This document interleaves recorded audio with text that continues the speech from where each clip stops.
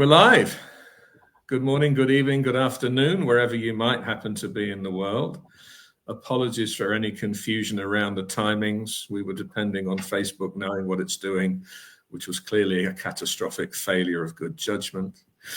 But here we are, and I gather that some people watch live. Apparently there's no one there yet, but some of you might watch later. So this is the third in the series. My name's Damodar. I dabble in strategic thought.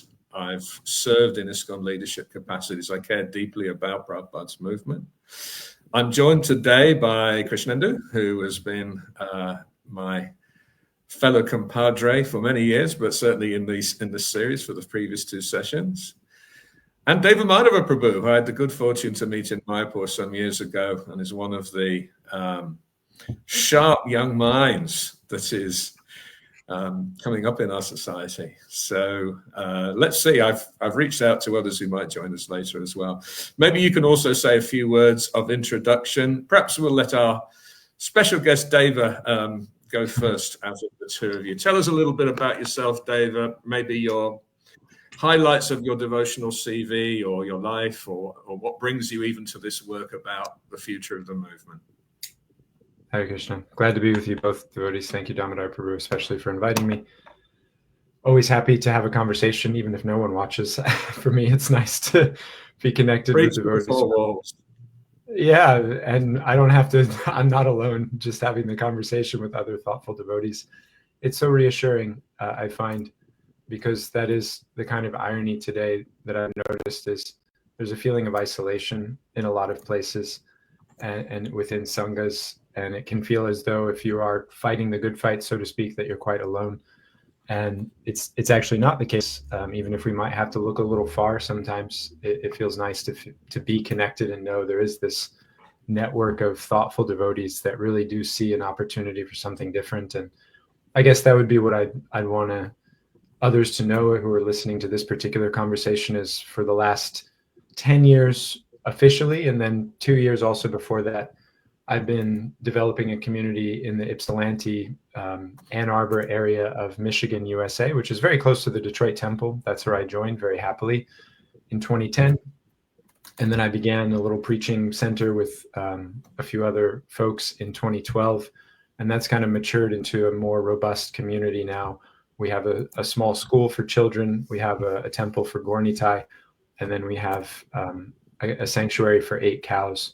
And all those things are well established and looking to grow further. And it's exciting, but we've learned a lot of lessons along the way about what we thought we were supposed to be doing and what it would actually take to do to achieve those goals that Srila Prabhupada laid out as essential for a Krishna conscious society. So I've been learning some the hard way and some the easy way for the last 12 years about how to create that community dynamic. And I feel very grateful that those who have been around have been patient with me in that service. And I hope to be able to do that for a lot longer as well. So I look forward to learning something in today's conversation. Well, we look forward to learning about some of your experiences, because you've obviously got a lot of different initiatives that you've done there. So all glories to your service. Krishnendu, remind us a little bit about your background. You've also been involved with schools, right? Yeah. Well, I got into Krishna consciousness when I was about 13 at the beginning of high school.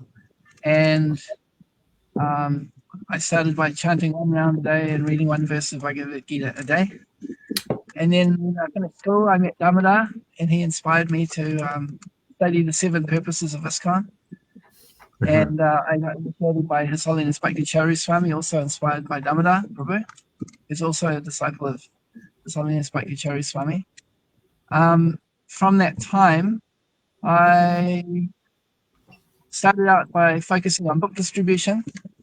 I was actually secretary for Bhakti Charu Swami for a couple of years, so I got to see things in different countries and see a little bit of insight into the way the GBC works and things like that.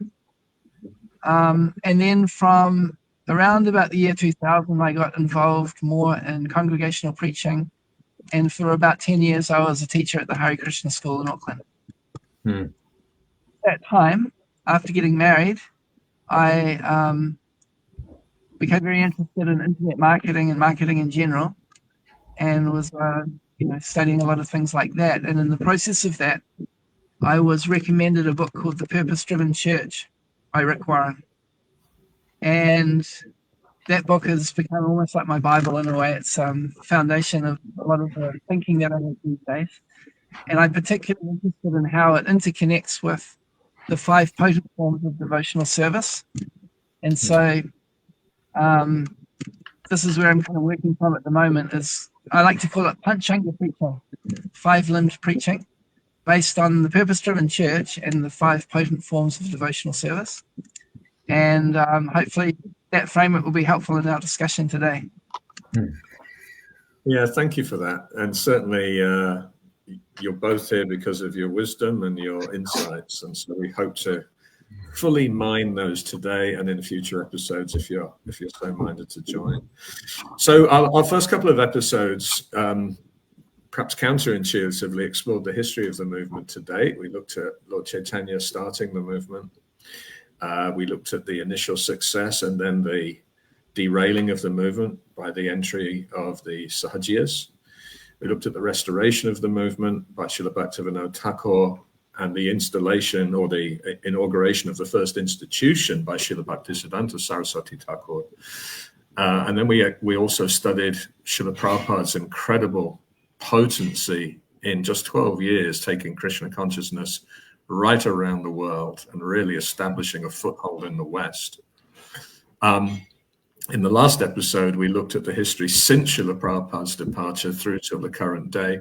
And we're not attempting to cover every event. We're picking on those events that we really think have very important lessons for us to learn going forwards. And we're also trying to tell a narrative of the movement's history that maybe helps people make peace with the history. It's a bit of a messy history for people who've been involved in the last 50 years or so in the West. And I hope it gives some context to what we're going to look at today and in future episodes. So today we're taking a leaf out of the Appreciative Inquiry School and looking at what's working well, what at least has gone well historically or is going well at the moment, that represents a really good platform to further build on. Now, when I say going well, it may not be perfect, and we may still look at further refinements in those areas, but at least it establishes, some great things to work with. So I'll bring up the slides. I guess there's no surprise that we'll talk about Kirtan first. It is Lord Chaitanya's movement, so it's very much all about Kirtan.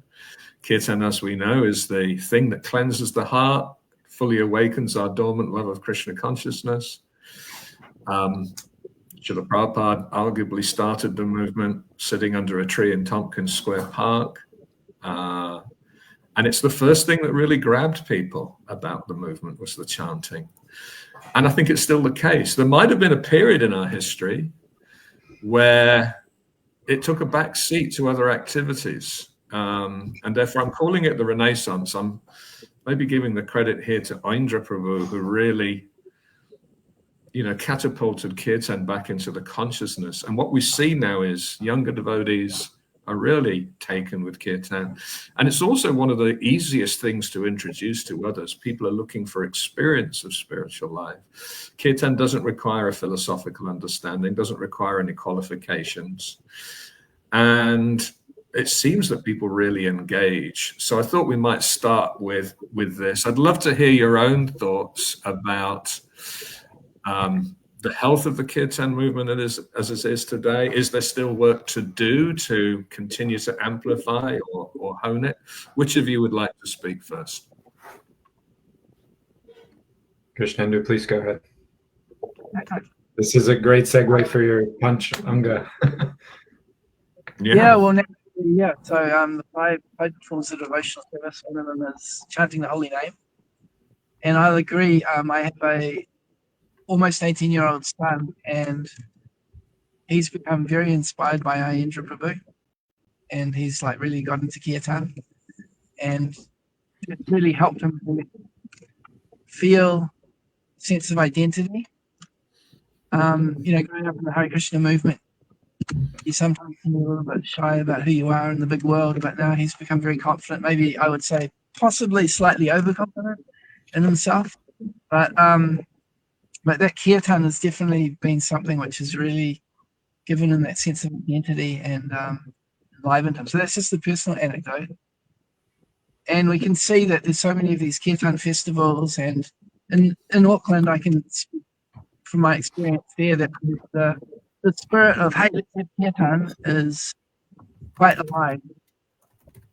And so I would agree that that's definitely a strength that, if you look at the Krishna consciousness movement, it's called the Hare Krishna movement. The essence is that holy name.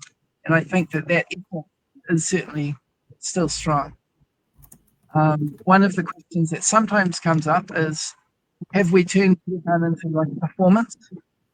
Where Damodar Prabhu used the term celebrity culture, perhaps sometimes, where it's like, we go to watch the show rather than having more of a sense of a grassroots kirtan.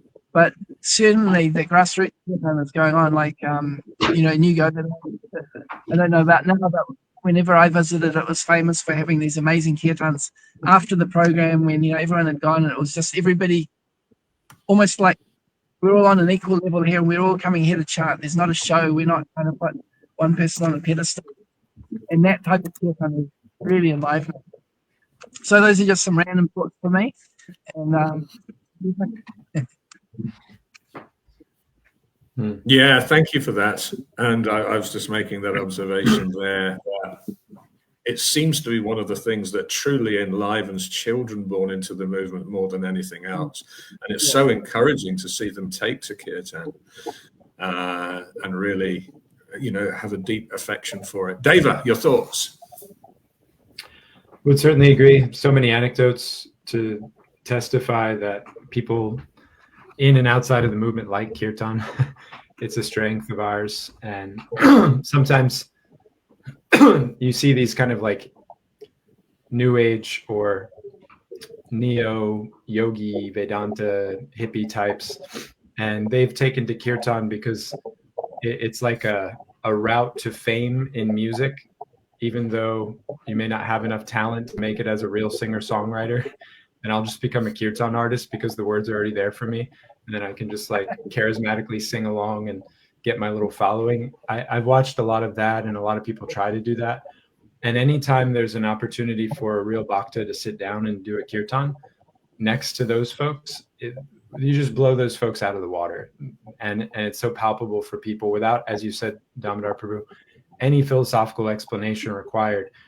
The attendees of said event will just come up afterwards and say, you Krishna's got something. There's something there. And when you chant, we can feel it. It's just, your kirtan's the best. And they don't know why, they don't know how, but they feel it. Our kirtan is the best. And it's true. And I suppose myself, in your spirit of like, what can we do more of what we do well? I noticed that there is this kind of apprehension or almost like inhibition of not just going out and doing more kirtan in more places once you know the basics. And because you're not a Chutagopi or Ayendra or Sri Prahlad or whomever is the local celebrity at your temple that leads every Sunday feast and all the Janmashtami, like there's a need for everybody to go out and do kirtan within their position in society, so to speak. And just sitting out in the park with your wife or your buddy and doing a 20-minute kirtan, I try to tell myself to do that more, and I don't find the time as much as I would like. But I think when we get past that need of it being, or that perception of it being this big thing to organize, and really just embrace that it's something that can happen quite spontaneously, and we know how to do it, and it's the most powerful thing to do, I think we'll see like that's going to be a symptom of the new rebirth of the movement, so to speak. It's an interesting observation as well, because it's quite possible that most of that kirtan appetite is for the more internal festivals and functions, Yeah. And it may be that our presence on the streets of the world is still not anywhere near as strong. Certainly in the early days of the movement, there was this really strong presence of street Sankirtan. And it could be that there was a kind of raw enthusiasm in those days, which was quite infectious. We didn't have all the tunes. We weren't the elegant Mridanga players, maybe, that we became over time. Yeah.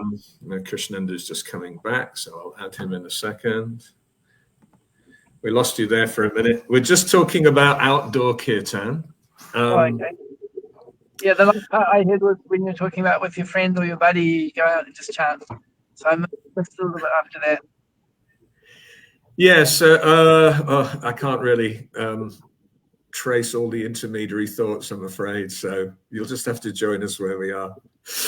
So outdoor kirtan, where we're actually taking the holy name out and trying to make it appealing and attractive to those who haven't heard about Krishna, I think is especially important. And it would be good to see that enthusiasm overtaking the enthusiasm for internal kirtan. I mean, it's fair to say Lord Chaitanya spent many years at Srivas Thakur's house and maybe later in the Gambhira not taking the holy name out to the public. But certainly the idea of preaching the holy name. There's one letter where Prabhupada says, look, if need be, the temple can be closed, but the outdoor kirtan should not be stopped. Yeah.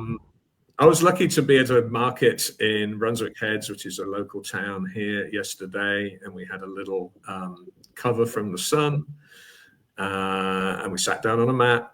Someone had a harmonium, and there was Mridanga and cartels, and we were singing, and we might not have reached as many people as you might meet if you're walking on Oxford Street or something, but it was really interesting to see how many people walked by, maybe, you know, grooving a little bit to the music, lots of smiling. There might have been one or two people who just walked past quickly with a disturbed look on their face or whatever, but it's really uplifting to see the reception that the holy name gets. And maybe people's spiritual life starts with just that little bit of exposure, even they might not understand or even appreciate in the first instance. So many devotees talk about the first time they encountered the Harinam. They cross the street to avoid the devotees, and then several years later, they're joining the movement. There they are. And it's amazing. I mean, one of the things I noticed yesterday was, you know, parents and their children would stop and be transfixed. And the parents would, you know, encourage that fascination. And I think maybe Australia's got a particularly favorable view from the public or whatever, but in general, it seems to be one of those activities that even if not everyone understands, and there might be a very small minority that are hostile, most people go, what a lovely thing to do. Who are these jolly people? What are they on? But, you know, this idea that this is a blissful activity. There might have been times in the past where some devotees were a little bit in your face. Maybe the kirtan was a little bit raucous for the public, or maybe the presentation wasn't great. Odd socks, ripped dhotis. And, you know, sometimes there could be devotees who'd be a little aggressive or whatever, but in general, it seems to be just a super attractive thing.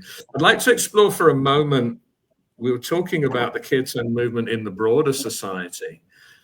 And it was a source of pain for me, actually, when people like Krishna Das somehow became better known as a kirtaniya than Lord Chaitanya's people. It's like, this is not how it should be. And I'm glad that we played some catch up so that we're no longer sort of playing second fiddle or whatever it may be. I'll pause and see what either of you have to say about any of those points. Go for it, Nendu.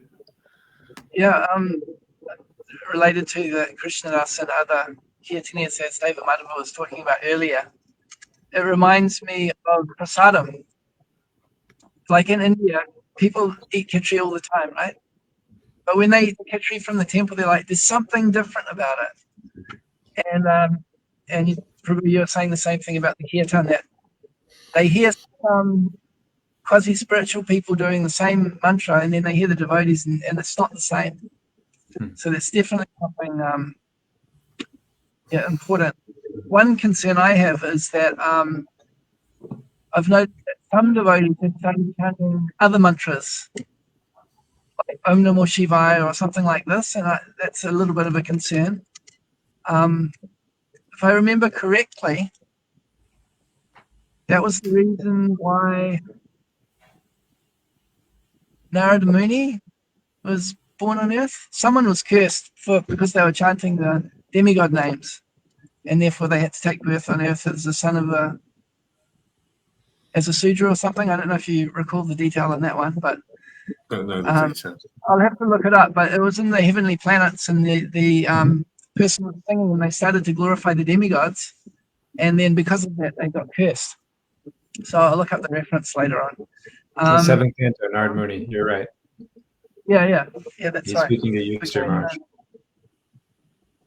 Yeah, so that's just a warning there. But otherwise, that unique factor that when someone is really doing it to please Krishna, it's not the same as when someone has a different motive. And it's amazing how it's a very subtle thing, but people pick up on it. Another thing I wanted to add is, in the purpose-driven church, there's this concept of concentric circles. So if we start from the outside, we have the community. The community means like the big wide world. Then you have the congregation, which is like the people that come to the Sunday feast every week. You have, where'd you get one of these? The community. Oh, no, actually, it goes from the community to the crowd, which is like your Sunday feast crowd. Then the congregation, which are people who identify as part of the movement. Then the committed, and the poor.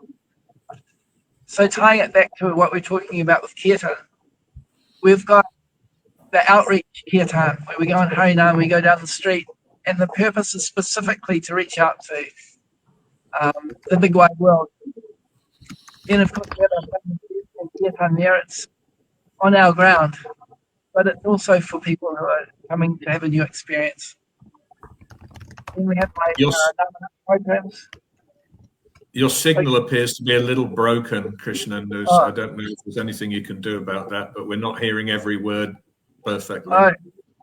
I'll speak slowly if that helps. It says I have 5G, all of the bars. I don't know. But yeah, from the reaching out to people when they come to the Sunday feast, and then when we have the larger congregational programs, we have a nice kirtan there, and that's where I would say some of these internal kirtan festivals would probably fit in.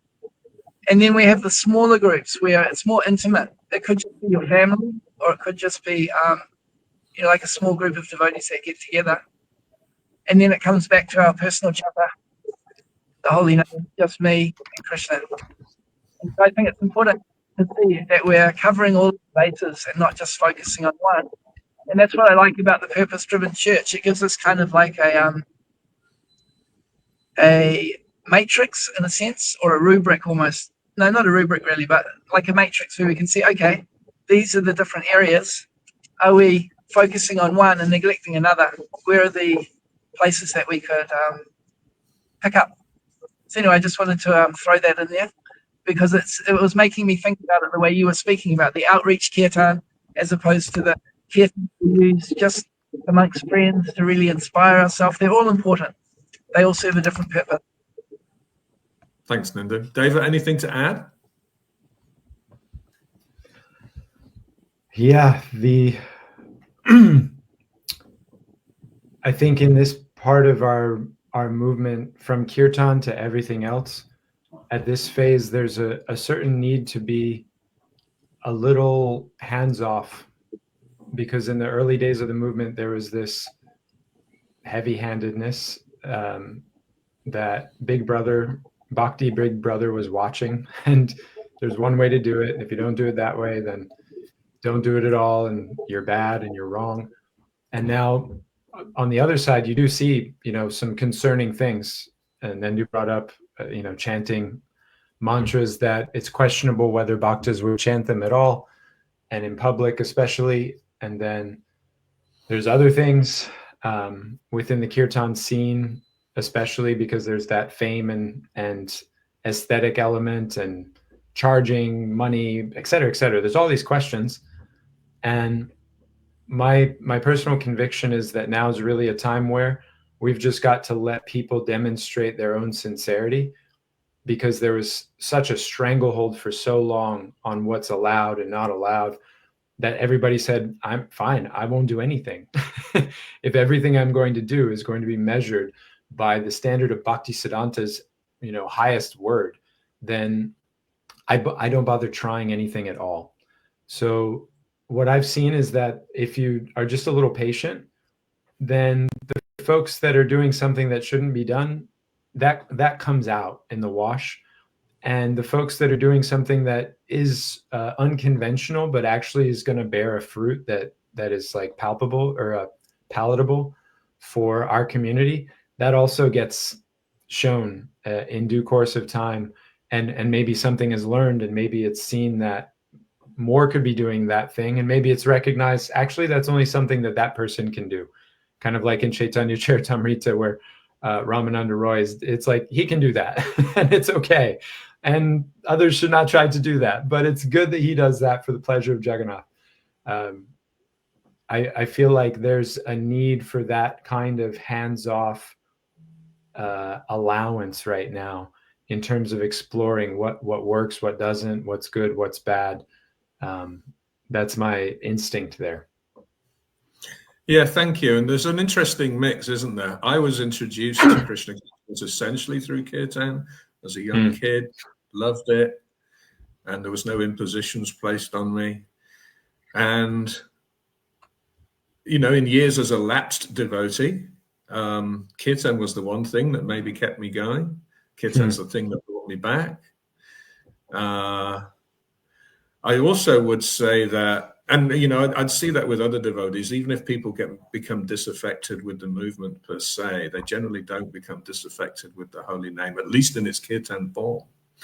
That seems to be one thing that just, sustains that little bit of connection for people. I am sort of interested. One of the things we spoke about was the Sahajiya contamination of the movement way back.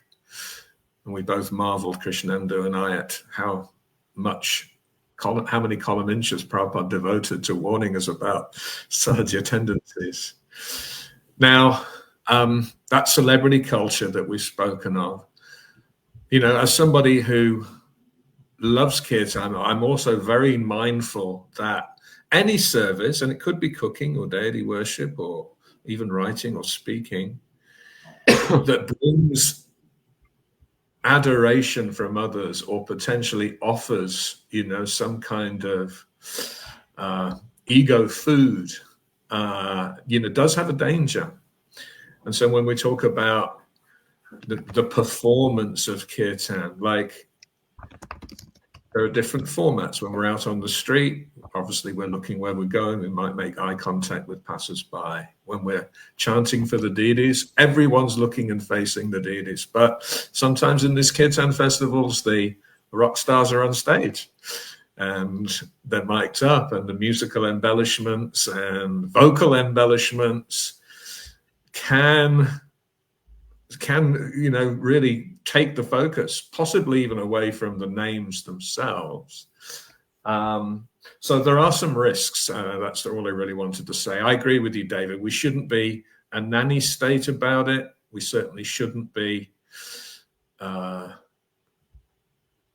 criticizing anyone who is chanting. We should only be encouraging the chanting. But certainly there should be some internal personal vigilance. Am I really all about the glorification of Krishna right now? Or have other little motives crept in, such as pratishta, the desire to be recognized or become significant or be celebrated or any of those things? And I do worry that if unchecked, I know we sometimes see that generation of older devotees go, hang on a minute, these people aren't following. These people have mustaches and beards. What is going on to Prabhupada's movement?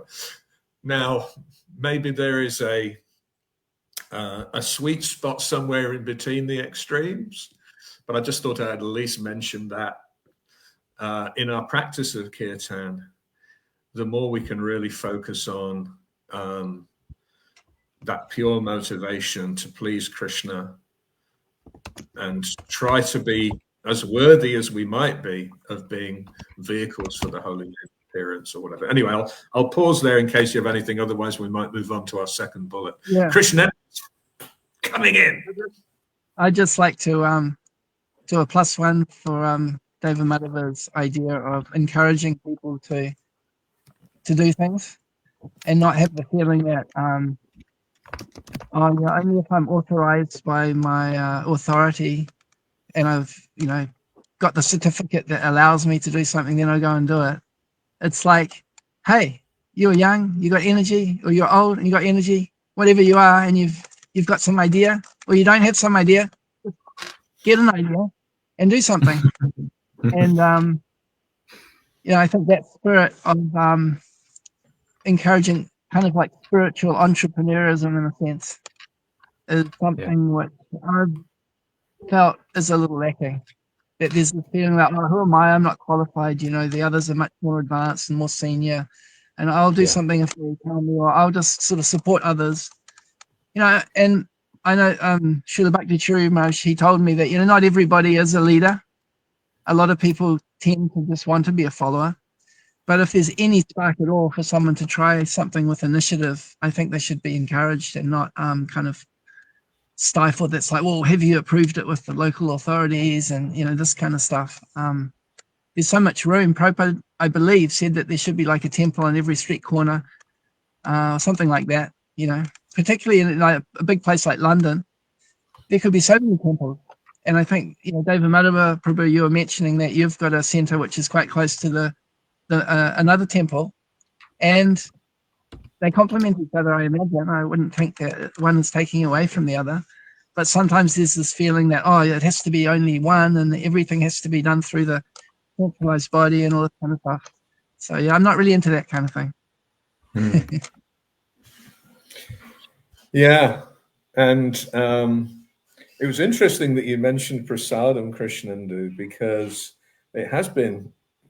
It's interesting that it's not in this list of things we do well. Arguably, it's one of the things that was so instrumental in the beginning of our movement.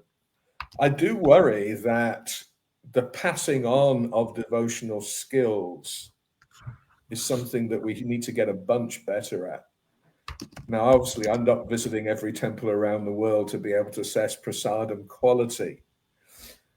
But I do get a sense that it's not as consistent as it might have been at different times in the movement's history. And that's probably something we could do a bunch better. Anyway, let's move on to our second one here.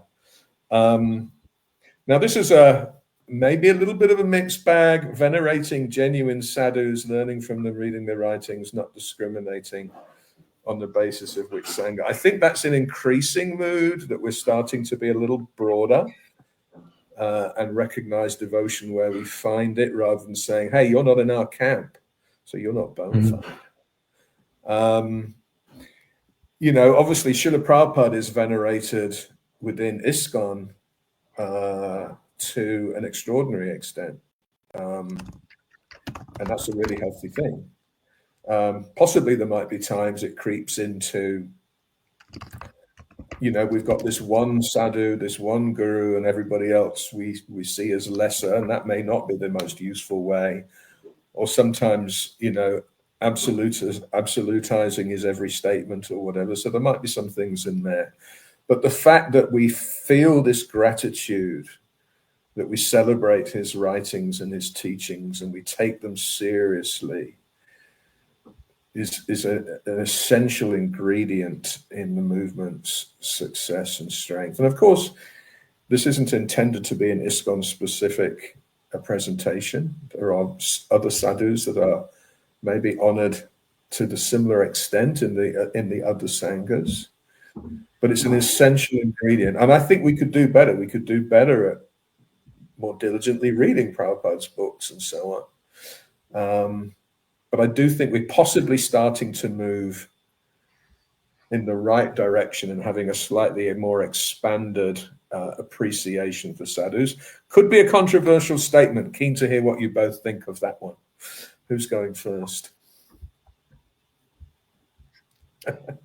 Well, I just had an email with one senior devotee here in North America who was worried about somebody that we were having visit our community based on some things that he'd heard about that person from some other person. And I said, Prabhu, if I didn't allow someone to come speak in my community because of what someone said about them, there'd be no one to allow to come to speak.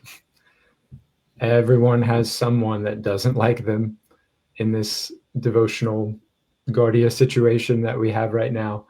And if I want to find that person, I can, and then I can justify not having the sadhu visit. So that's not to say at the Harmony Collective, we've curated our approach as far as possible very carefully. And my policy is generally innocent until proven guilty.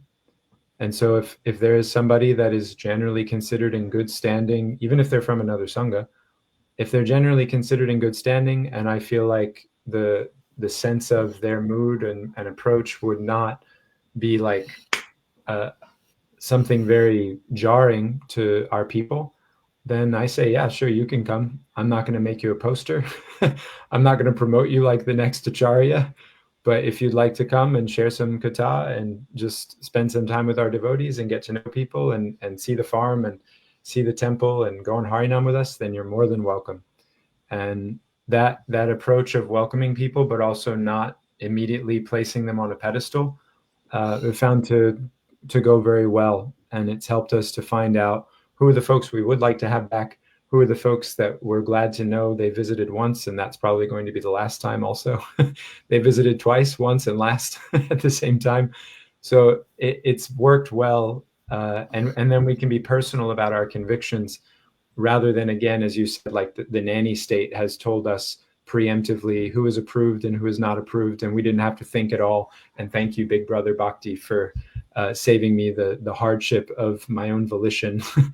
It's not helpful. And I think we would have missed out on a lot of sweet association in our Sangha if we had followed the party line in that way.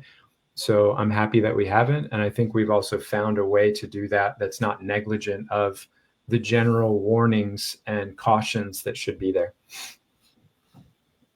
Linda-ji? Yeah, I have some comments. They may appear to contradict each other in a sense, but I think they can be reconciled. The first one is that that there, as you were referring to about the authorized people, you know, this person's an approved guru, so somehow they have a higher status, or someone's a sannyasi, so therefore they have a higher status, and therefore we sort of show less respect to others, even if they may have a lot of wisdom and experience and things like that. You know, like the householder who's got a lot of wisdom and experience, has been practicing Krishna consciousness for many years, will not get the same sort of recognition as someone who may be a young sannyasi, you know, whatever, as an example.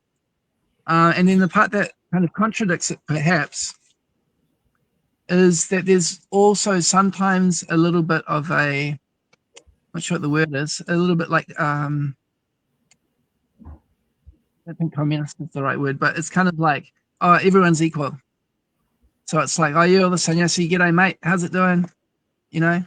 So that etiquette of the seniors and juniors is not there. And there's a special benefit that comes from observing the senior and junior etiquette, that the seniors, they offer their mercy and blessings and wisdom to the younger, the junior people.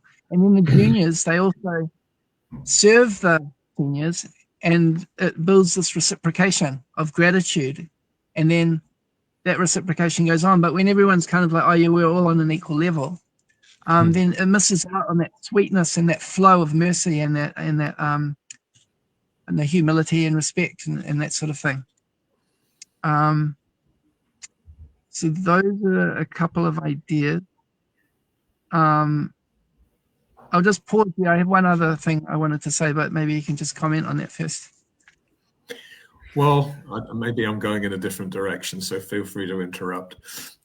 Certainly when I joined the movement, 1984, the other Gaudiya institutions, when I say the movement, I joined ISKCON, the other Gaudiya institutions were not cast in a good light. And certainly all of those statements that Srila Prabhupada made around caution with intermingling were headlines whenever Gaudiya Math or anything came up. And I think for the most part, I probably tried to avoid, venturing into dangerous areas of commenting on those kind of things rather than just keeping a cautious distance. I suspect I was sufficiently reckless that there might have been times I would attempt to explain how Prabhupada's Asara statement was true or something like that. Over time, mingling more and more with devotees from different mats. And, I have to say, in the community I'm now part of, New Govardhan, Mawulambar, there's 3 mats here. There's the Govinda Maharaj, Govinda Dham, Govinda Maharaj's followers, Sridhar Maharaj's followers. And then there's the Giriraj Govardhan Gaudiya Mat, which is Narayan Maharaj's followers, but others as well. They have a strong appreciation for Gaur Govind Swami and others. How could I deny that these were devotees fully enlivened in Krishna consciousness who not only would often echo things that I'd learned from my own teachers, would have a strong appreciation, an unqualified appreciation of Srila Prabhupada? How could I deny their legitimacy? How could I do that? And what I see is that devotees who didn't live through the tumult of the 70s and 80s just don't inherit those things. They just go, well, they're nice devotees. They know about Krishna. They teach nice things about Krishna. There might be a few areas of philosophical contention, but certainly nothing that should explain hostility or any of those things. And we go on Harinams together, and we go to each other's temples from time to time, and there's a general spirit of warmth. I think that there could be some merits. Like I would say, in as much as ISKCON is the institution which has really developed a scale, as we said in the previous session, other sanghas have now got global missions and are also in growth mode. And I would also say sometimes the demeanor or the conduct would be more naturally in keeping, let's say, with Vaishnavas. Not always, but sometimes. And sometimes the levels of erudition, the levels of study, the breadth of knowledge might also be on another level. So I do think that it's important that we don't engage in offenses, obviously. That's one of the things that would hold back our own spiritual lives and the movement. And that we collaborate and we synergize with devotees and give due respect to devotees, whichever branch of the Chaitanya tree they might belong to. As we quoted, I think, in that first session, Krishnadas Kaviraj Goswami warns about trying to distinguish which branch is higher and which is lower. So just seeing it as one movement and hoping to remove those walls ultimately. Anyway, I'll see what you guys have to say about all of that. Krishnendu, you might want to develop the thought that you're having before my interjection.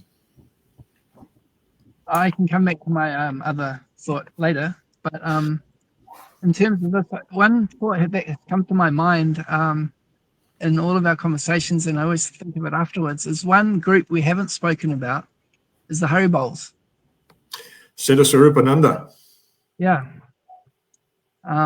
Because in Auckland, I don't know about in other places, but they're quite popular.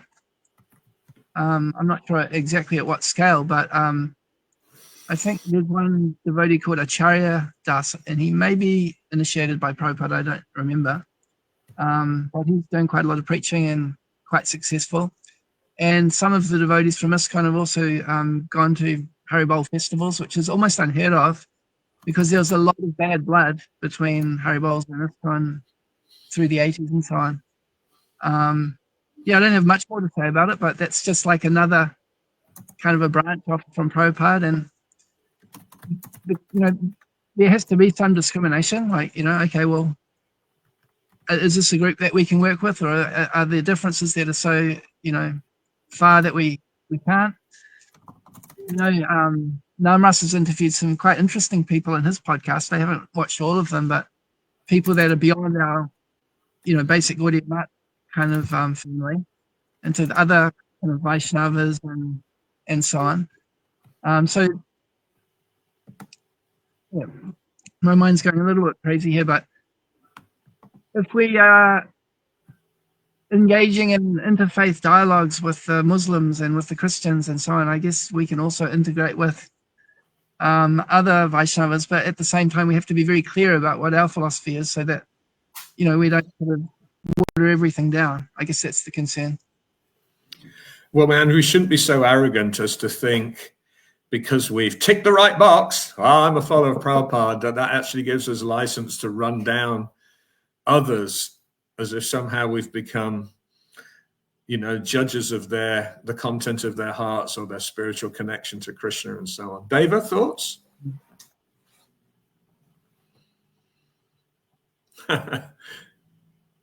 Oh, you're muted for some reason. Yeah, there's some banging in my background. I go back to, I appreciate the point from the place of like needing discernment. And I get apprehensive about creating too many broad sweeping across the society mandates, because what we've learned is that different places, there's very different value sets around what matters and what doesn't. And I personally see in Prabhupada's vision a sense of wanting to inculcate deep local responsibility, particularly around the temple presidents. And if the temple president thinks, yeah, this guy's okay for my congregation, there's a person that Damodar Prabhu has been very concerned about, is his broader influence in ISKCON. I share those concerns in terms of that person's broader presence in ISKCON.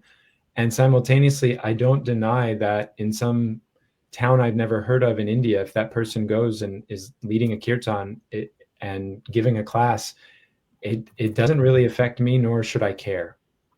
And so there's a need for a level of trust and acceptance of different strokes for different folks that I think comes into this realm also. I don't have any of the other sanghas around me. My challenge is two big ISKCON, basically Indian congregations, and how to like interact with that energy, which is good and also has its challenges. And I don't have Gaudiya Math, I don't have Narayan Maharaj, I don't have I don't have Siddha Swarupananda, I don't have any of that other like threat to concern myself with. Whereas in other, and I'm using that word to kind of like take the extreme angle. Whereas in other places, I get it. Like if I'm over in San Diego, then I'm surrounded on all sides by the enemy. You've got SRF, and you've got the other Gaudiya Math, and the other Gaudiya Math, and then the other Srila Narayan Maharaj Sangha, and that's a whole other ball game in terms of the local climate. And I fold my hands and give deference to what somebody thinks they need to do in their locality, in their climate, so to speak, what clothes they need to wear, as long as they don't tell me what to wear when I step out of my front door. That's what I want to be okay. And yes, I of course accept there's some like level of objective standard that is important to carry, but I think it's a lot less than what we've tried to impose or create the impression of the first 40 years or so of the movement. Thanks, Dave, and welcome, Aviday. I'm really happy you were able to join. I know you had a prior commitment and so weren't able to jump straight on at the outset. We changed the time on you as well, which probably didn't help. Aviday, say a few words by way of introduction for those who might not know you. We can see your referencing Back to Kids Sangha as your identity. So tell us a little bit. Yeah, sorry I was late. I do teach Sanskrit classes in the morning on Sundays. So yeah, I always put Bhakti Kids Sangha because I'm very cautious not to kind of make the false ego is a very powerful thing. And actually for me, the mission is so much more important than me as a person. And so my mission, my name is Abhidaya, you know, that's how I was named by my guru. But my overall mission is about improving the safety, the education, and the experience of children in ISKCON. And I think that's one thing that we can all agree on is something that really needed to be brought into the focus a little bit more. And I have spent years beating my drum, probably driving people absolutely insane, drawing everyone's attention to the needs of children and the safety of children. And I'd like to say that over those years, I have seen some positive changes in the right direction, but there's still a lot of work to do. And so all of my work is focused around youth work, about what children need, about what keeps them safe, and about how we can properly educate them in our philosophy. So thank you for having me. And it's one of the reasons we're delighted you could join us, because it's such an important part of the future of the mission. I remember when I was a kid going to a Catholic church with my grandma. They used to bring a book out every year called the Diocesan Handbook. And the diocese is like a region, a zone in the Catholic kind of structure. And basically it used to give statistics for each church. How many new members did they acquire this year? And converts by church was like maybe double figures, 10, 12, 13. Births was like 40, 50, 200. And so it became really obvious to me that when we think about the growth of our movement, converts may always be a small part of, you know, how people get swept up in the movement. If we don't figure out how to create the right kind of experience for children, as you said, I mean, keeping them safe, you could, even an animal would do that with their young. So, you know, if we fail on such a basic requirement to, you know, give them proper nutrition or keep them safe from predators or whatever, that's horrific. Obviously, educating kids and setting them up for success in life, but also inculcating Krishna consciousness. So the fact that you've actually got a lot of credentials in this space, a lot of experience, you've put a lot of things in place, you're such a welcome part of the conversation. And you've joined at just the right time, because we're about to look at community in general. And you can see the next bullet point is about a child-friendly environment. Now, we might bundle these a little bit. I would argue that one of the most amazing aspects of the Krishna consciousness movement is we've been offered a community that's so much more expansive than perhaps your average Joe in the street may have available to them. We're social beings. We thrive through networks of loving support and so on. Maybe in the history of the movement, people used to be much more community-minded. Sorry, the history of the world, people used to be so much more community-minded when they lived in little villages and small, intact communities or even tribes or whatever. Nowadays, people are alienated from each other. And even though they're all connected on social media, it's creating massive divisions between people. So how refreshing. And I think it's one of the things that really attracts people to the movement is that they suddenly find themselves in a belonging to a loving congregation. Now, I don't think we get it perfectly right every time. I think we're improving. I think there used to be a time where there was a lot more shunning and exclusion, and if you didn't follow the rules, you might feel the scorn of the community.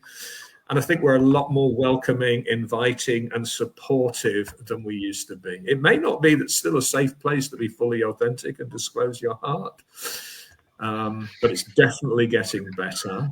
So I'd love to hear your thoughts. I have the view that continuing to nourish community will be one of the most important preaching strategies for attracting souls to participate in the movement. Over to maybe we'll go to you first, Abhidheya, as our new panel member. What are your thoughts on this idea of community as a real asset? Well, I love that you're talking about community, because a Sangha is an association and a community. It's such an important word. And one of the things I noticed when I joined, and I was a convert, absolutely, I wasn't raised as a devotee. And your point was absolutely right. I was drawn by this sense of community, this sense of a congregation and belonging to this big, wider family, and having a kind of spiritual grandfather in Srila Prabhupada. But one thing that I noticed straight away, and was kind of very contrasting with, say, how the church does things and maybe some other religions, was that the children, especially in the congregation that I was in, were just sort of being left to play in the car park. And they were sort of unengaged. They were just running around, like literally dodging, sometimes jumping on the bonnets of cars, quite literally. And that really was concerning to me, not just from a safety aspect, but like, we're wasting this opportunity. They're here, they're at the temple, they're receptive, they're intelligent, they want to learn, and we're just kind of neglecting that. And then all the energy and all the funds and all of the creative devotee power is going into the programs, which are great programs, and we should be doing them, is like, the outreach in your yoga studios and that kind of thing. And that's wonderful. But I think we need to balance both. We need to water the plants that we have around us, as well as going to the park and cultivating that land as well.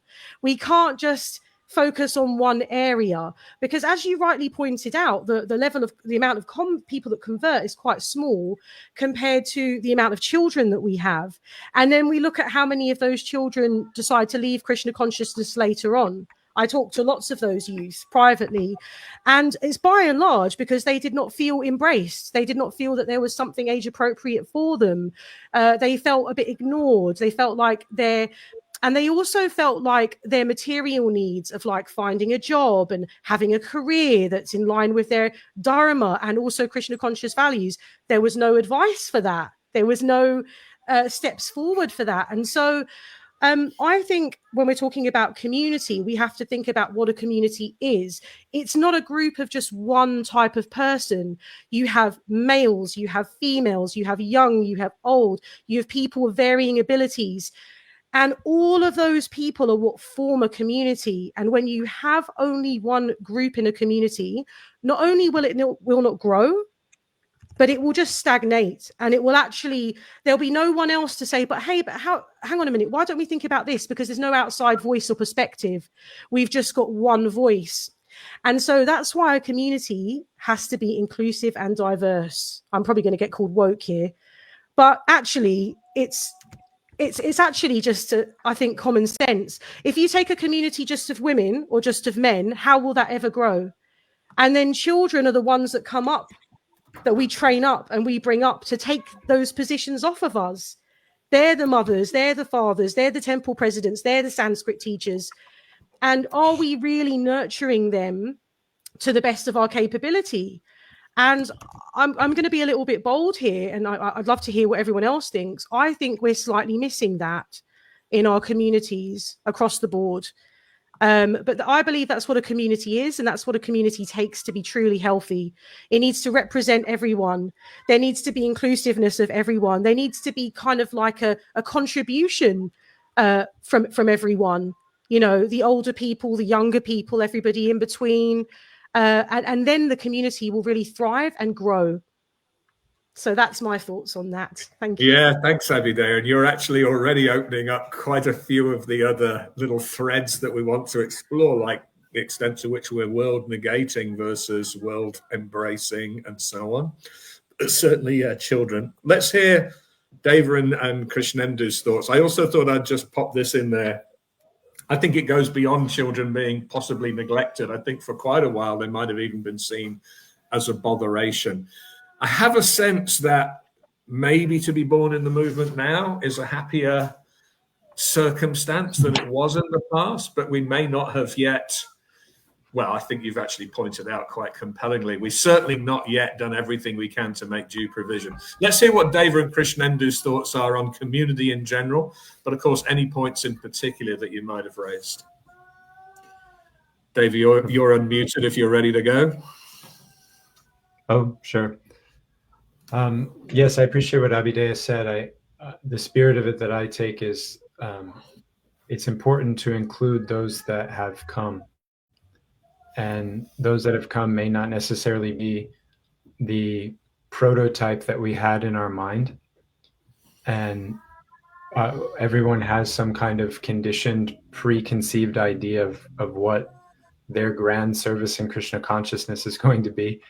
And then there's the reality that Krishna puts in front of us. And I think that the movement has suffered for avoiding the reality of what's in front of us, that it's difficult to take care of local people. So then we've run to preferencing people that have a kind of conditioning towards a general experience of Krishna consciousness, mainly the Desi diaspora. And that's come at the cost of taking care of the local people, because they take a lot more effort and energy to bring up to a similar place of experience.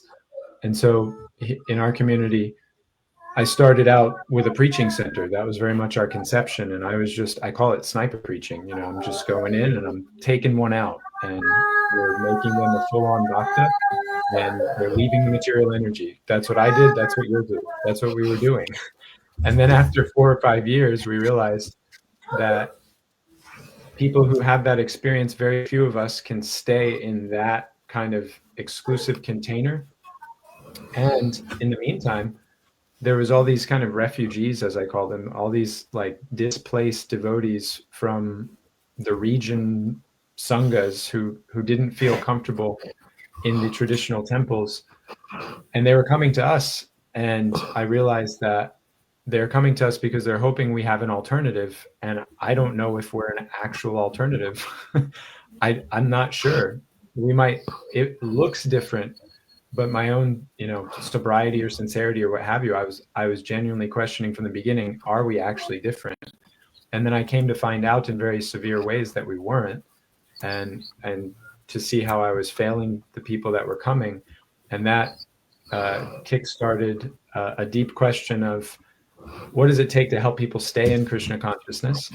And we just started focusing on that almost exclusively.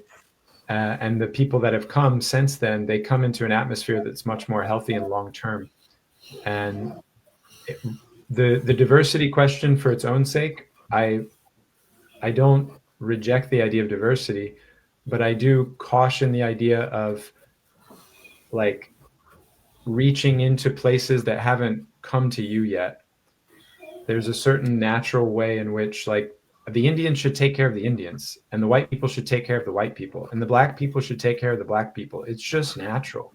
And there's a need to be welcoming of other groups as they present themselves. And there always is and needs to be an awareness between like transcendental personalities, as I call them, transcendent personas. Within each group, there's always a few that are actually high-minded enough to engage across borders, so to speak. And then there's the many others that actually aren't comfortable doing that for more than like 30 minutes that the curtains are open after the prasadam and then the arti is going on. So when we have an overly like idealized sense of how everyone should get along always and be able to integrate, it's a bit naive, and it's like the pressure and the collapse of the ideal from the other direction. Instead of this head in the sand approach that we've had for so long, it's the attempt to like make people do things that they're actually not going to be capable of doing. So what I've learned on our side is just take care of those that are coming. And then the next ones that come, they'll come into an atmosphere of care and love. And even if they're a little bit different and a little bit other and a little bit whatever, there's a collective capacity to support and to be patient. And in that, the next person has the best chance of surviving, whatever size, color, shape, age, otherwise they might be. They have a better chance of surviving if the ones that have come in the meantime have actually been cared for. Yeah, thanks, Deva. It's interesting. If I think about it, we have elements of community represented in, keep doing, as in this, what we seem to have been doing well, but we definitely have some areas in the stuff we need to stop doing. I've got neglecting elders, which we'll perhaps look at in next week's discussion. So, I don't think we did really perfectly, but I would contest that compared to how it was, we're way better. And it is a really important ingredient in our success. Nendu, this is a big area for your purpose. You're muted. Yeah, there you go. I mean, I really want to say something to it. So sorry to interrupt, but I just kind of wanted to say something about what Dave Amadova was saying while it was fresh in my mind. I really liked what he was saying because it touched on something that I'm sort of experiencing at the moment, and I actually want to share it with you guys because he made some interesting points. We naturally see that people are inclined to be attracted to the group that they're from. So Indian-bodied people tend to want to congregate together.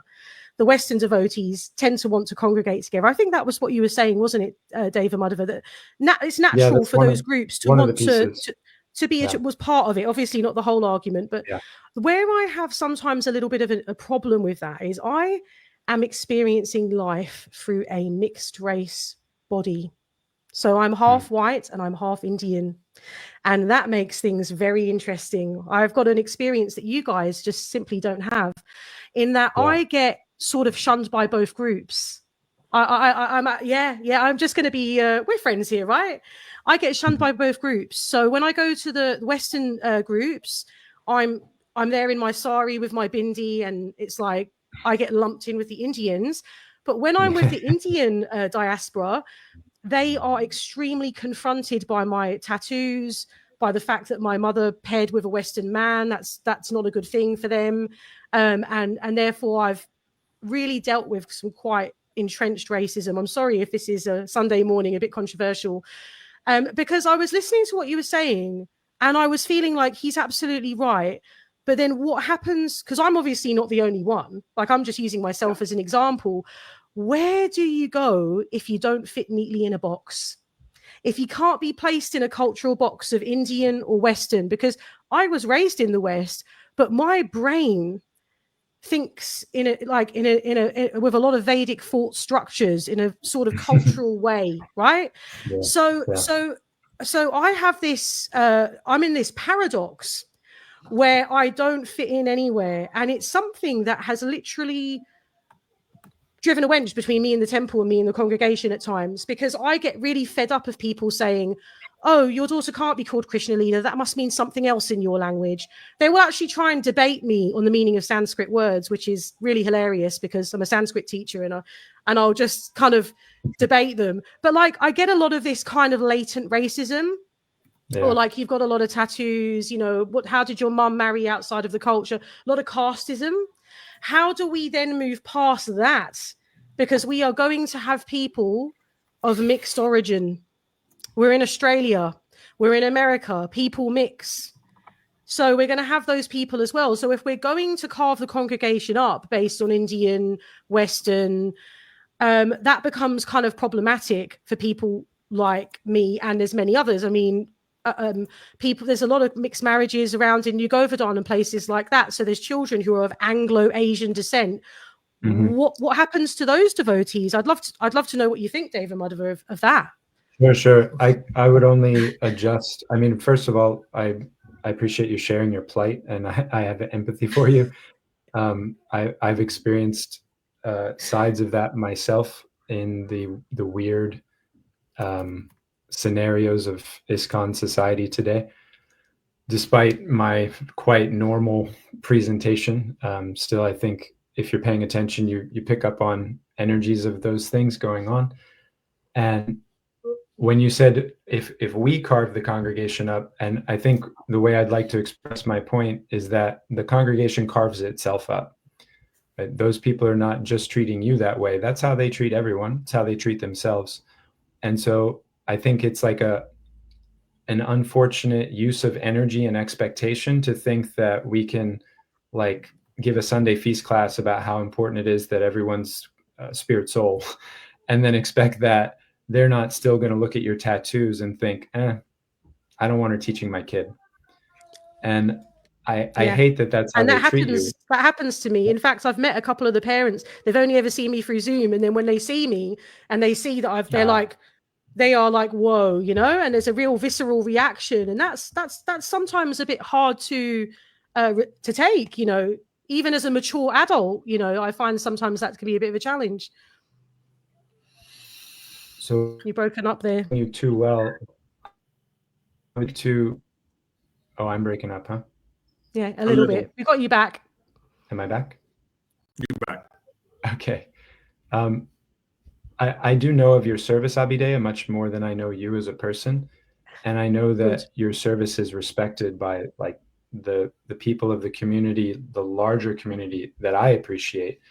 And I would venture to say, without overstepping based on our not having a personal relationship so far, that your odd experience of life has put you into that place of really valuing the potential of Krishna consciousness. And that's why you've taken a leadership role. And that's why you've stepped into that like transcendent space where you're taking responsibility for the higher expression of the community's values, and the community itself is ready to carry. And I would encourage you, as I've had to do myself, like I can't hang out with normal devotees because I don't live a normal devotee life. I live every day thinking about the welfare of like 30 to 40 people as a part of my breathing. And somebody who doesn't know what that's like, I can't just sit and like shoot it with them for more than a few minutes over prasadam or whatever. But like, you're not going to be my close friend, and I'm not going to be able to confide in you and relate to you in the same way. And I've learned that it's actually unfair of me to expect that of them. It's not realistic. And so my like folded hands, just as a peer, somebody who's taken responsibility, look for those other folks who are inviting the transcendent weight of the actual values of Gaudiya Vaishnavism, and find your reassurance and sangha and connection there, not in the folks that are like the lowest common denominator of who we're drawing in terms of their actual value set. Now, we haven't heard from Nendu in a while, so I'm going to just make sure we've left some room for him. Well, I'm just appreciating this interaction. It's very real and it's very authentic. And I think the advice and the discussion has been really deep because of it. I really appreciate that. I'll just see if there's any points. Yeah, I mean, just this idea of the different groups that people, you know, naturally tend to associate with people that are like themselves. That's fine. And at the same time, having that broad-mindedness to be able to interact with others who may not be like your type group that you always hang out with. One of the things that I've noticed is the conversation here has been focused just in the last part about the ethnic kind of distinctions. But I've also noticed that there's a bit of a distinction that goes on between the age of devotees in terms of their experience. Like in a lot of places, there seems to be a bit of a monopoly on kind of like leadership and respect, if you want to say, of the temple president or the GBC or a few kind of key players. And a lot of the devotees who've had experience for many years don't have a place. In a similar way to the kids that are growing up don't have a place. I've seen it in Auckland where it's still pretty much the same. Maybe it has improved to some extent where the younger devotees are getting more involved in kirtan at least. So they've got some place where they can contribute. But if I think back over the last 10 or 15 years or so, it would be a very common sight to see all the kids while the program's going on, all just sitting on benches outside and just talking and chatting and not having any engagement in the actual program that's going on. So at least they're building friendships, but it's such a waste when there's such a potential to engage the young devotees and make a contribution. And in the same way, the devotees who have had a lot of experience in Krishna consciousness, they feel they don't have a place either. And I'll share an anecdote. The Otaki festival this year, every year there's a festival with Devamrita Swami's and his followers. And there was a kind of an issue that had come up this year, which is that at the university, they want to preach to young people. So naturally, the ones who are kind of like best for preaching to young people are young people, because they like to go with the people that are like themselves, right? And so in the past, they had said things like, in certain places, they've said things like, oh, we don't want any Indian devotees to come to this program because we're trying to attract Westerners, right? So in the same way at the university, they were saying, oh, we don't want any old devotees to come. We just want the younger devotees to come. So then the older devotees, they felt offended. It's like, oh, what's this? There's some truth in it that younger people will, attract the younger people. But then what's the place for those older devotees? And I think this is an area that, we could really be thinking about in terms of how the devotees that are a bit older, they may not have the energy to go out and book distribution or go to the university and be so much in the outreach. But I personally feel that the devotees that have got that experience have a really strong role in mentorship and, developing the community more on an internal level, to encourage the young devotees to go out and do all of those things and provide that balance, their experience, their wisdom, their support. So anyway, that's just one way I was thinking about how those devotees who may feel like they kind of like have no place could have a really crucial role that's not being developed. So that was just one thought I had on that. Yeah, thank you. And it's kind of interesting listening to this, because I picked all of these, at least in my own mind, as things we're doing really, really well. Not that we couldn't improve. And I'd still contest that we're probably getting better than we were, because I do think we were less embracing of differences and less encouraging and valuing of all contributors in the past. So I do think we're moving in the right direction, but we're far from done. And I think that's exactly in line with what we're talking about today. How can we take the kernel of, let's understand people's need to feel a sense of belonging and a sense of community, and now let's aim to hit the ball out of the park. Let's aim to really optimize, that particular feature. Now, mindful we're about 75 minutes in, and we're certainly trying to knock all this one slide over in an hour and a half. I suspect we may either have to cut short a couple of them or talk really fast or something. I actually don't want to shortchange the ideas. Possibly we might go longer, but I'll see what you guys all say about that. Krishnenduji. Yeah, I just wanted to address a point you raised earlier. Is our movement world denying or world embracing? I think you used those terms. Yes. So I've got a little bullet point on that as well. Yeah, go for it. Yeah, I prefer the idea that it's world transforming. Yes. Prabhupada's 7 purposes of ISKCON was very much about making the world a better place, not just being in it. So yeah, that was just one contribution I thought I'd chip in. No, I love that. And we're sort of covering quite a few things here. So let's just look at all that we're about to still talk about. I think we could possibly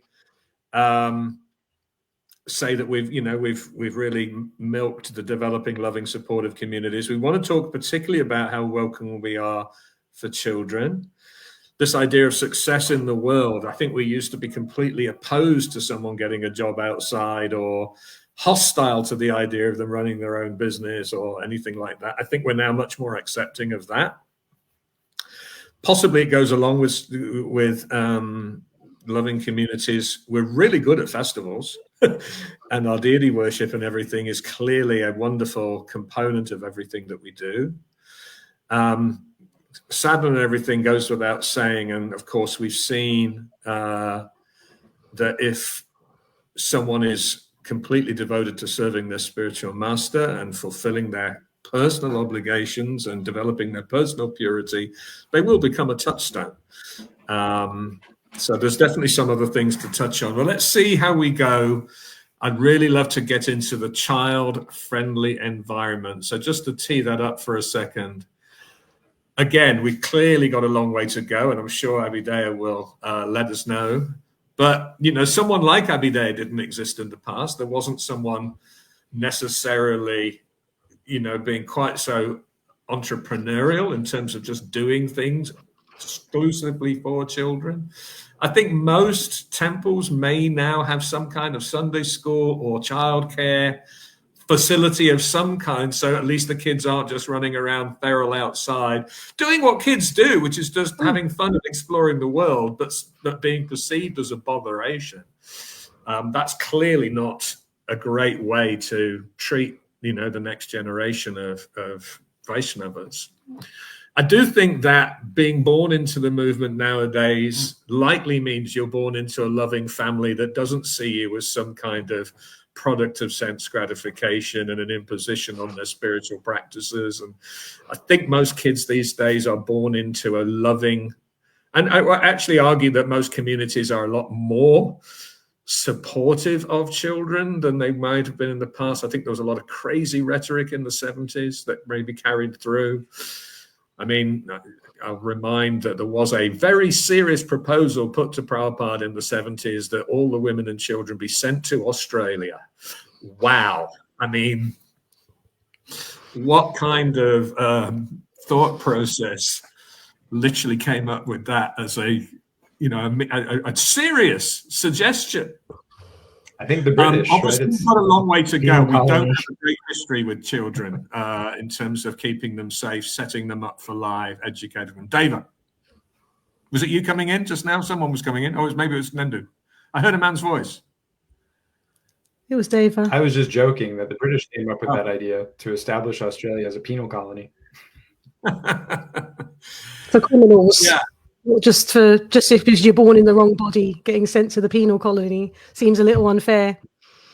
Well, and we will talk about in our next episode, and we'll stop doing, we will talk about gender apartheid. So as members of community feeling involved and valued and able to make their full contribution, let's acknowledge that women are still not yet properly invited and able to contribute. We're a lot better.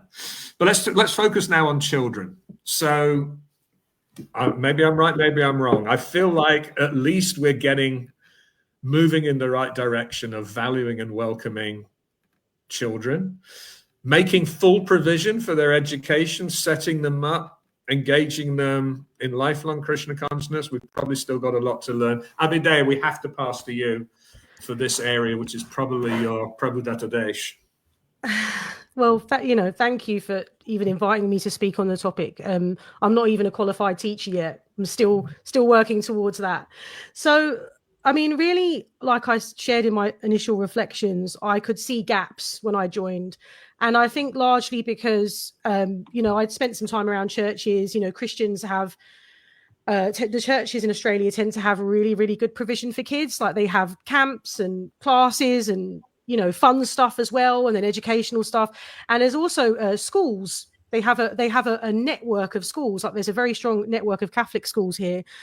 And I think I kind of wandered in and noticed that maybe there could be more of those things in ISKCON, like even just really basic things like a lot of temples don't even have a change table. I know this probably sounds really mediocre to you guys, but when you have a baby and you need to change their nappy, there's not even a change table. But the local mall or the local dentist has a change table and a kids' play area, but the temple doesn't. So it's about kind of coming into line with what the expectations of the world are, that you have these provisions and that there's this assumed safety as well, a duty of care when people are on site. So covering your checks and balances of making sure people have their working with children checks and their background checks done, things like that. The fact that training the people that work as CPOs and with children into what the health and safety regulations of the country are sounds really boring, I know, not spiritual, but actually it's necessary for the protection of those spiritual entities, which are the children. So like you said, there's been a huge progression in that we don't just send our kids off to a boarding school and hope for the best like we used to, and then the surrounding collapse over what happened there. But there's a lot of homeschooling happening. And also, do we have enough actual official schools for the amount of children that we have? That's another thing that we need to look at. So like in the UK, there's quite a lot of offerings in terms of schools. But then there's some other countries where we might need more educational institutions for our kids. And that's something I'd really like to push as an agenda. I have been doing it for quite some time. And I've been told by many people, stop talking about it. Stop asking for a school. It's never going to happen. You know, they used to say that about votes for women. It will never happen. Stop asking for it. So I am going to be that person that's going to keep asking, because we literally have hundreds, thousands of children. We have a continent. And we would really like some more educational institutions. And we actually have a lot of devotee teachers who have contacted me who are interested in setting up a school. I myself am doing a degree trying to become a teacher so I can be engaged in working in a school. So we have lots of devotees that want this and are willing to put the work in, literally years of work. So why not bring those people together and start putting something together?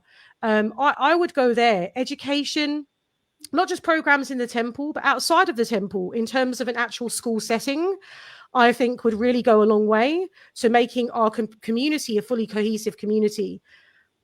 There's Muslim schools, there's Christian schools in Australia, but we could, it would be really great to have some more schools for our children in a more spread out way, because Australia is such a vast country. And also just basic provision for children in the temple. So like at our temple, we have a children's library. We have a children's corner, which has tables and chairs specifically sized for them. And then there's writing activities and educational activities and posters and things in that area. And people often come and say, wow, this is so revolutionary. It's not really. It's quite simple, and it didn't cost much money to do. I completely fund it myself. I pay for all the tables, the chairs, everything. It's not that difficult. It's not that expensive. It can be done. I'm making that point not to say that I'm doing anything special, but to anyone watching who wants to do that in their temple, it's achievable. You can do it. And also that a lot of the funds tend to not funnel towards children and their education and their spiritual well-being, but tend to funnel away from them. So trying to get temple funding for anything for kids is quite difficult. Now, I'm quite lucky in my temple. I get a lot of support. If I want to print something, if I want to buy something, they're very receptive. But I speak to a lot of Matajis and other congregations that find that that's a big roadblock. Getting funding, getting space, getting support for children's programs. I know one Mataji, she started a playgroup in the temple, preschool playgroup, all the kids can get together, and because she was a Western devotee, the Indian congregation just refused to come. So feeds back into that last topic that we just spoke about. So we really need to look at the community cohesiveness as well, and the integration of children and how they fit into that, and how we're modeling community cohesiveness to them to bring them in. Because they're experiencing bullying and all of the Kali Yuga stuff at school. So we need to show them, hey, like, we've got something really special here, and it's worth staying and hanging around in a way that they're going to understand. Yeah, thank you. And I think your point about funding is actually, you know, there was an old Eleanor Roosevelt quote where she said you can tell more about a person's values by looking at their checkbook stubs than what they might say in their mission statement. And so if there's no money available, and yet there is money available for, you know, erecting a temple or, you know, fancy samadhi or whatever else, then it does say something about priorities. Let's hear what our other guests, Deva and Nendu, think about this general premise that we might be making the society healthier or the movement more accessible or attractive to children more welcome, although we may still have a long way to go. Yeah, I'm hearing children's voices there in the background too. Oh, I'm so sorry. I'm so. Can I mute myself? Is that possible to mute me so that you can't hear them? You might be able to mute yourself, yeah, but there you go. Oh, she's dropped out altogether. Press the wrong button. Okay, David, you're unmuted, so I don't know if you want to go next. Oh, Nendu, you can go next. I went next last. Okay. I know it's strange. It's like one of my hot topics, but I'm quite not exactly sure what to say about this. But I'll just share an experience, and I think I might have spoken about it last week, we had a Ruta Mataji visit us in Auckland. And I really liked her presentation and the way that she was raising her children. And the essence of it was that the focus was to really engage the kids in the Bhagavatam. So not like in a stereotyped kind of come to the Bhagavatam class and don't make noise type of a way, but actually having a very interactive discussion around the Bhagavatam and making it real for those kids. And that was the foundation for developing their appreciation of the Bhagavatam, their thinking skills, and so many academic things like, cognitive ability and understanding psychology. And, like Prabhupada says in the Bhagavatam in the Bhagavatam, that every area of life is covered in the Bhagavatam in some way. And so that was the focus of her education. And then aside from that, she was really basically just going on with the process of running a preaching center, but engaging the kids with her. So they were getting real life experience, even at a young age. And the Bhagavatam was really their education. And along the way, they also did their maths and a few other things like that. But the real focus was on diving into the Bhagavatam and really making a deep connection with it, as well as doing practical service during the day. And those principles really inspire me. And I get a little bit frustrated with what you might call sort of the mainstream kind of academic education, where you, as Aruda said, you get sentenced to sit behind a desk for hours every day kind of thing. A more interactive and a more genuine education that will help prepare you for what you'll be doing in your life. And, there might be a small group of kids that are very Brahminical or so that like to, sort of study on that intellectual level. But for the vast majority of people, they want to be engaged in something and they want to be set up for their careers. And so if you can combine that with developing a taste and a relationship with the Bhagavatam, I think that's an amazing combination. Maybe it's slightly left field and slightly different from what Abhidaya was speaking about. But I just, when it comes to children's education, this is what's hot on my mind at the moment. Yeah, thank you. And Deva, your thoughts? Yes, too many. I shouldn't come to the next discussion because I'll just bogart the thing for 90 minutes and get on my soapbox. Community is this word that is used in a lot of places by a lot of people. I had this experience of sharing a taxi because of some airport confusion with a woman who runs an ice cream company here in America called Jenny's Ice Cream. And Jenny is able to charge $15 a pint for her ice cream. And she was being asked to be a keynote speaker at a big food conference. And I asked her, what are you going to talk about? And she said, I'm going to talk about building community. And when the ice cream lady talked about that, used that word community, which is like what all devotees, it's like the new buzzword and everyone wants it and everyone's talking about it in and out of the movement. When I heard the ice cream lady talking about it, then it's like hearing the McDonald's commercial that says, I'm loving it. Like, I love McDonald's and I love Krishna. Like, what does that word love really mean then? If McDonald's can throw out that word, it should sober me that maybe I'm throwing out that word in a lazy way also.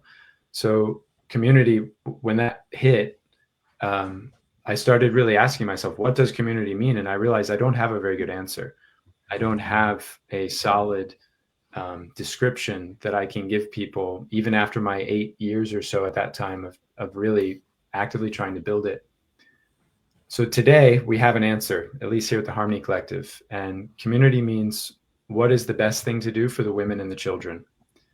That's the question at the foundation of communities across the globe, God-centric or otherwise. Any real culture, they begin with that question. What's best for the women and the children? Because for the women and the children, it's automatically what's good for the men. And if you don't do what's best for the women and the children, the chances are the men are exploiting the situation and taking advantage of people, i.e. the Western world, i.e. ISKCON the last 47 years. So until and unless that is the question, everything else, giving a little corner here or there, throwing a couple $100 or a couple $1,000 to make it look like things are going well, it's simply just lipstick on a pig. Our situation with our women and children is 100% evil. It is the heart of what's wrong with the movement. And until we get sober about that, until we have those conversations, why sannyasis are venerated and allowed to have near sexual relationships with every one of their feminine disciples, absolutely eroding the connection between husband and wife that's meant to be felt by the children so they can understand trust, so they can develop faith in God. Until we get serious about these conversations, everything else is literally a pageant and not a very effective one, as we've seen. Wow, okay. I'm not sure many of my bullet points really stood up to examination here.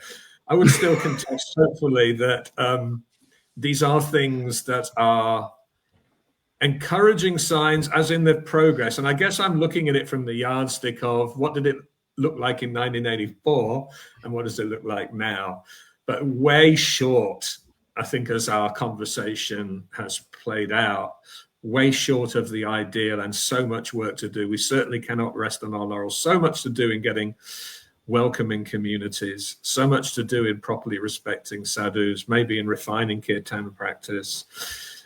We haven't talked much about, encouraging worldly success, but I might carry that over to next week. I think it's really important that there was a time where we would really eschew someone who was successful in the world and almost see it as a neglect, tantamount to a neglect of spiritual values or whatever. And I think that at least we've got rid of that mindset now.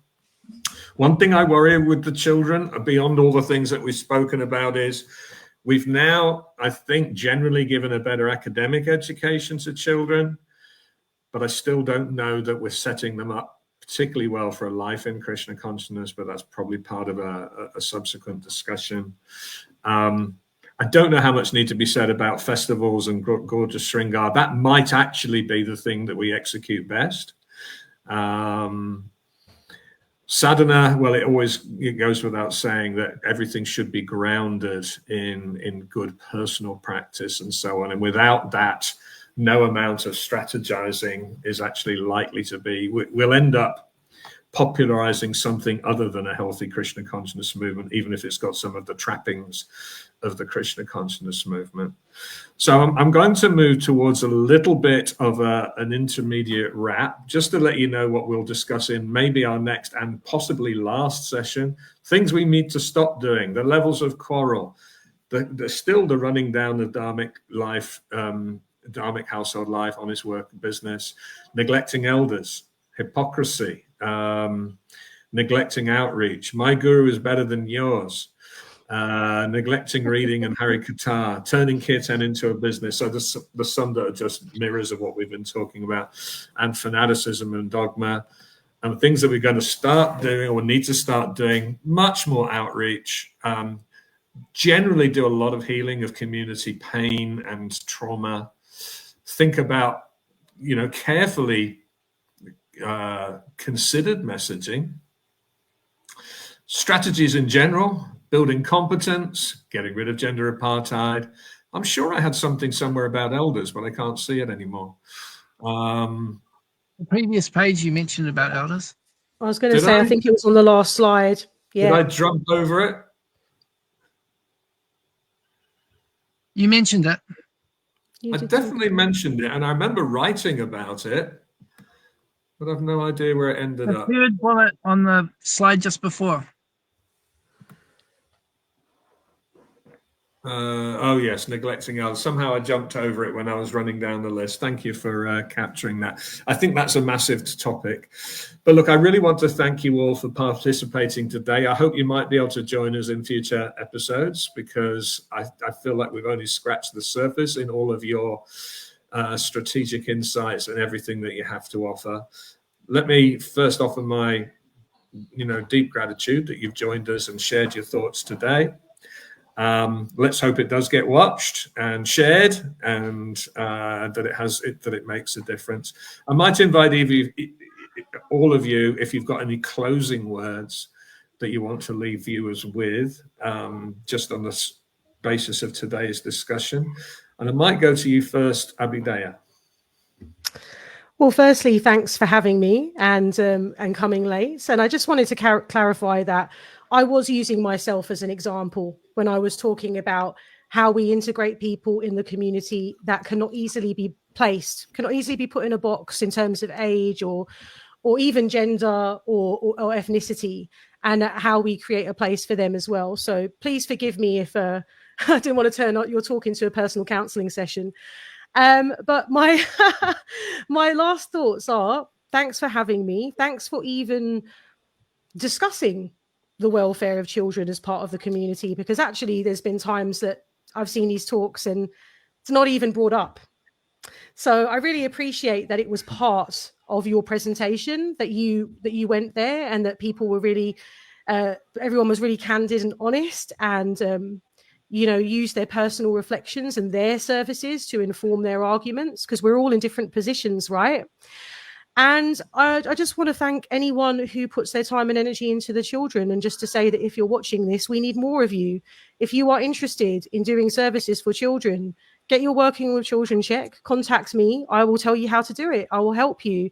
Every congregation should have a team of parents that are involved in the protection and education and spiritual wellness of the children, and that comes best from parents and teachers. So please, if you're watching this and you would like to do that, you should absolutely do it. You don't need to be asked. I was never asked. No one ever said set up Bhakti Kids Sangha. I just went and did it, much to the annoyance of a lot of people. Be that person. Do it. Just go for it and see how much the community really wants it. If we can tell from this talk, everyone here really wants that. We want to bring the community together. We want to have all of these things. So let's, really unite under those values and principles of Srila Prabhupada. Put our differences aside. Mixed race, Indian, white. Let's put that aside and see that the kids and the wellness of the community is the most important thing. And that we actually really could put those things aside if we really dig deep and we want to, and come together.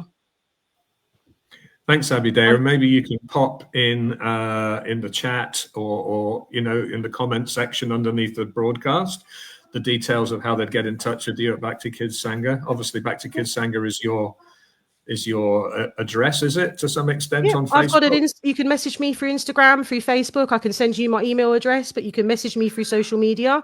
I am on there checking, and I've helped lots of parents set up programs in their temple internationally. I even had people from New Mayapur contact me about how they were going to set up their Sunday school and for resources. So literally wherever you are, if you want to do it, even if you don't have skills yet, you can get skills. Yeah, I can even tell you how to do that, or point you in the right direction, but please take the initiative and do it, because I think actually the drive will come from the community itself, not from the management. And you're living proof that the entrepreneurial spirit is, one of the key ingredients to make anything useful happen. So thank you so much, Abhidaya, for joining us, but for everything that you do. I might go to you next, Deva. So any final thoughts that you want to leave with viewers? I'll just try to call attention to what Abhidaya said. Be brave, follow your intuition, feel responsible to it.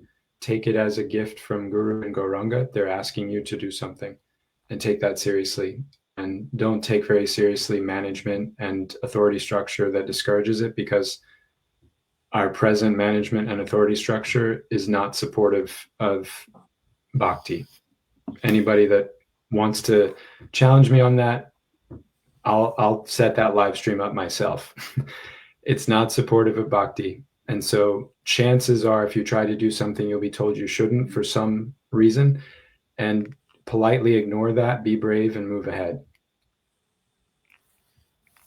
Thanks, Deva. And if someone wants to learn more about Harmony Collective, what's their best channel to do so? Fly to Detroit Metropolitan Airport and we are only 15 minutes away. So you just have to, as soon as your flight lands, you pop out your phone, take it off airplane mode, and just text me, and we'll come pick you up. It's the best. Please come visit us. Anybody that wants to, standing invitation if you feel like there's something here for you.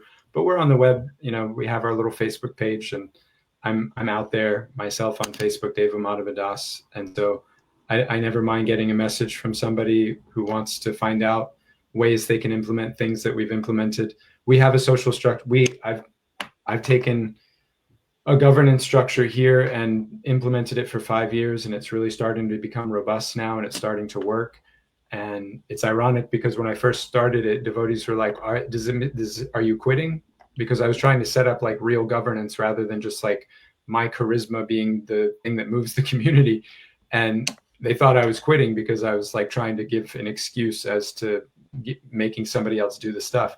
But really, I just recognized that it's unhealthy to have any one person being the kind of engine for something for too long. There's a natural charismatic phase, and that's always part of starting something. And there's a need to hand off so that it becomes an actual culture, not just a personality cult. And so I have a lot of very responsible, very motivated, driven devotees in the community now. And they have their projects, taking care of cows, taking care of children, taking care of the deities and beyond. And we have a governance structure for that. We have a Bhakta's Bill of Rights in place. We have lots of elements that support healthy community that we've discovered the need for, even in a Sangha of 40 people, what to speak of 400 or 4,000, the many different diverse numbers and sizes and ages of ISKCON communities. It's insane and irresponsible that nobody has come up with those kinds of things yet, but it's the case. And therefore I say our Sanghas our management and governance, they don't really support bhakti anymore. So be brave, follow your intuition, be polite when you get opposition, but don't let it stop you. Thanks, Dave. And I realize it's probably quite late for you there in New York. It's like 8:45 or something, is it? Yeah, it's 15 till 10. 15 till 10. Ypsilanti, Yes, yeah, near Detroit. We're in New York time zone. Oh, you're in Ypsilanti, yeah, okay. Sorry, I get mixed up in terms of locations. Let's go to you finally, Krishnendu, for your own closeout message. Once again, I want to reinforce what Abhidaya and David Madhava have said about encouraging anyone to take initiative. Oh no, we lost you. The worst moment. I don't know if you can hear us, Nendu. And I'm back. Okay, oh, you're back. You are back. Sorry about that.